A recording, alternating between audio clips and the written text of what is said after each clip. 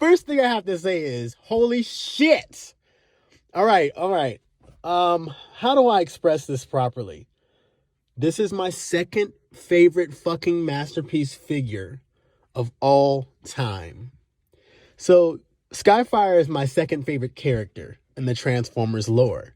I love him, and I can't even explain why. It's just everything about him is really cool to me. It's like the big ass, he's like, I love Macross, and as a child, having the Macross toy was fucking cool. And then seeing him in the cartoon, of course, he didn't look anything like the Macross toy, but as a child, we make the leap. We make the mental leap to what we have in our hand and what we see on the television. So that being said, I've always wanted a one-to-one cartoon drawing Skyfire. And when Phoenix came out, I was like, that shit looks pretty good. He's handsome and shit. He's very chatty. He's a Chad. I like that shit. I didn't order Phoenix initially. I was like, well, wait a minute. And the reason why is right when I got ready to order Phoenix, the sneaky leaks of Skyfire from Takara Tomy came out. The little grainy pictures of Skyfire came out. And I was like, holy shit, there's a Skyfire on the way? And that was like years ago. And I was like, I'll wait and see what happens. And time goes on, and I'm not thinking this thing's ever going to fucking show up. So I was like, well, fuck, I'm going to go ahead and buy the one from Fans Toys. Fuck it, I didn't buy it because right when I was getting ready to buy the one from Fans Toys, then Takara announces that this shit is coming out.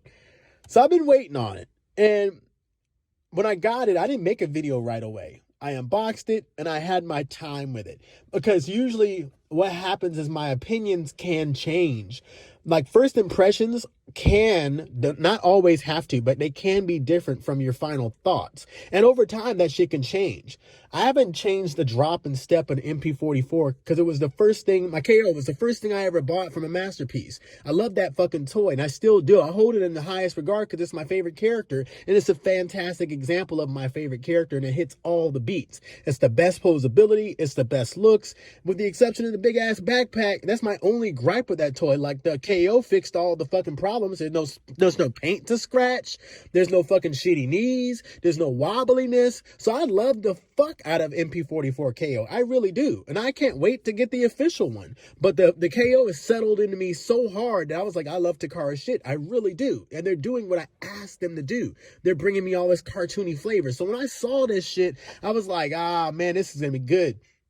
So opening up the box, man, the presentation, because it's so big. And it's like, oh, look at all that plastic and look at this big ass jet in there. And I get it out and I transform it. And I'm like, holy shit, this is the best fucking masterpiece figure of all time to me.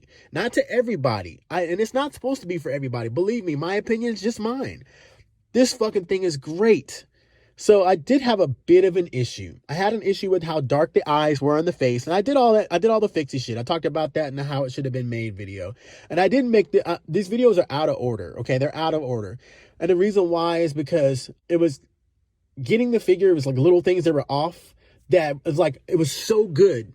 Like it should have been 100, but then I had to knock it down because some of the things that were off just took me away from it and I had to fix it right away so that way I could really, really enjoy the thing. And then after I fixed it, I really enjoy it. And I'm like looking at it for 4 days now, just staring at it in the same exact fucking pose, wanting to be in the room with it just to look at it. And it's like, oh, the lighting on this thing it reflects everything perfectly and it's just fucking great. I love this fucking toy. So as far as his articulation is concerned, this is King Dick right here. And I said that in my initial videos when it was Skyfire versus fucking Phoenix, that this thing was going to be a slaughterhouse for that. And the only place that thing really, really wins is in the hands. The articulation in the hands is better on Phoenix, but that's because he just has a spread on it. The hands don't look as good. These hands look better than Phoenix's hands, but Phoenix has a better spread on them. But as far as the other things, like leg articulation, this shit slaughters that motherfucker up and down. Foot articulation, the fact that it stands up, this shit's a slaughterhouse, man. And before I even get to the slaughterhouse, I'm like, let's go ahead and do it. Let's go ahead and do it. Look at the elbows on this motherfucker, man. I mean, Phoenix does the same thing, true, but look at the elbows on this shit. I mean, it's like full range. Okay, we got the shoulder arch. This is a simpler shoulder joint than the one on Phoenix, which I'm not mad about because it still works extremely well. And it gives us a fucking butterfly for all the hinges that flop and move around. It gives us a fucking butterfly. So we get to the thigh swivel, and I modified mine to give me more thigh swivel, but the thigh swivel was good in the first place, and I don't think either one of these two suffer on thigh swivel. So I'm a sucker for knee pads that are separate from the lower shins. Phoenix has that same thing like the Magic Square has, where the knee is actually incorporated into the lower leg. And I don't like that. I like the separate piece. This is one of the things I love about MP44. So Takara does this, and a lot of people don't like it, or they don't recognize it. I recognize it, and I like it. There's a little bit of automorph that they try to engineer into all the bigger figures. They did a little automorph in MP44 when you're spinning his leg around and transform him, and a little extra piece just moves while you're turning something else. And then in Starscream, when you're popping his leg out, when you're doing the transformation from jet to robot, there's a little automorph that happens there. It's a mechanical one. When you pull one thing, the other thing flips. It just helps to transform itself, kind of. And the same kind of thing happens here. The same example to MP44 with his knees. When he's in a robot mode, you can do the double bend on his knee, and his knee, the actual knee pad itself articulates and it folds back. Well, this thing kind of does the same thing. It's got a little piston in there. When you articulate the knee itself, it folds back under, and it's damn near a double knee, but it isn't. It has the range of a double knee, but it isn't. I mean, look at this fucking knee bend. Look at it. So I like the fact that for the gearwalk mode and for the transformation, they give you this extension, which, by the way, is not useful except for in gearwalk mode. It's literally, they engineered that in there just to give you the extra added shit.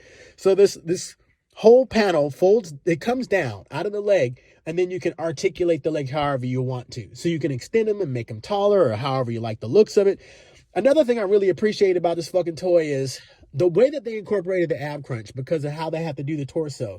The middle jet piece is the torso, so there's no flexi room in there for the way Takara designs this, for as clean as it is, for it to break apart. There's no swivel, but there is an ab crunch, and it is in these two side pieces of his hips that fold up to allow his full range to come forward. That's his ab crunch.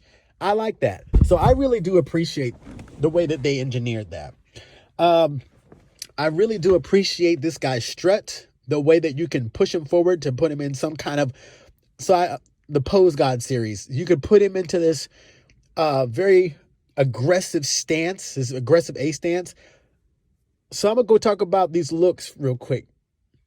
I like the way, I love the way his chest is designed, whereas, yes, he's got broad shoulders, but it's almost bodybuilder-esque. You see, like Batista, the way he's got that really wide-ass upper body. It looks natural. It looks good on this guy. Phoenix, it doesn't look as good because his whole top of his area around his neck is flat. And this guy's got angular proportions that makes him look bigger, but like massive bigger, like he's got mass. Not just big for the sake of big, or like he's some kind of weird mutant. He looks like he's proportionately big, like a bodybuilder big. He does have the Popeye situation going on, where the lower arms are kind of fat, and then he has the really skinny elbows. And I still think it's good because that's the way he was drawn in the cartoon, but it was like kind of a little bit weird.